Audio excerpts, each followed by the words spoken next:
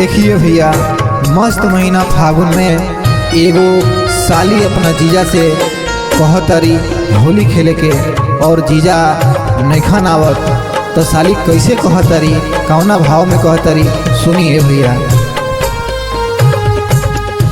जीजा हवा ससुरार साली से खेले खाती होली।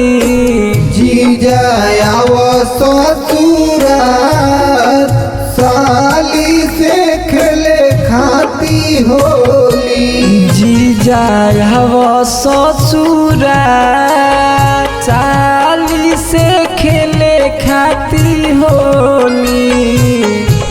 जीजा आवा ससुरार साली से खेले खाती होली।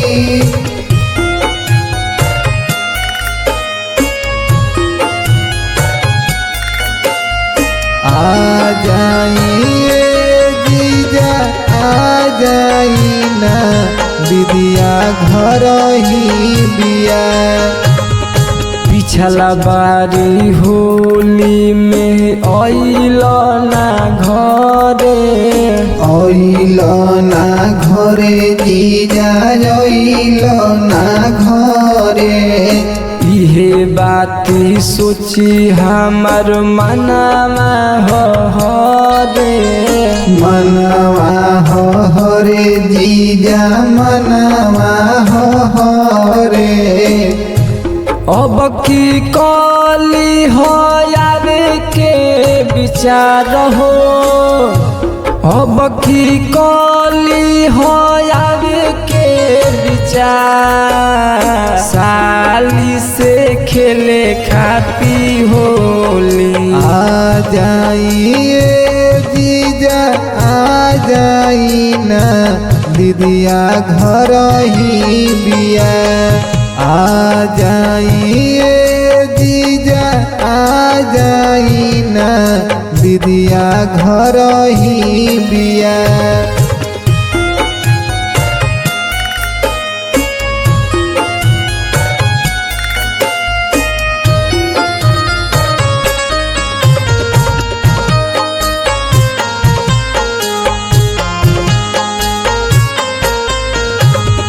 आर के सिंह बागी जीजा तोहरा ना बुझाता, तोहरा ना बुझाता जीजा तोहरा ना बुझाता।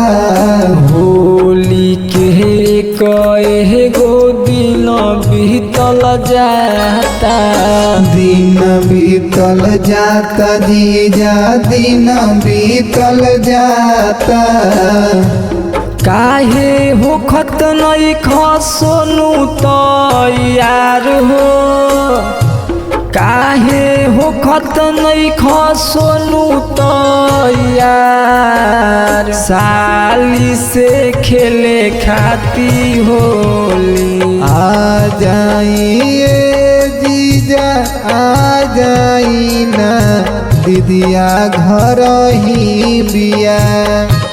आ जाइए जीजा आ जाई ना, दीदिया घर ही बिया।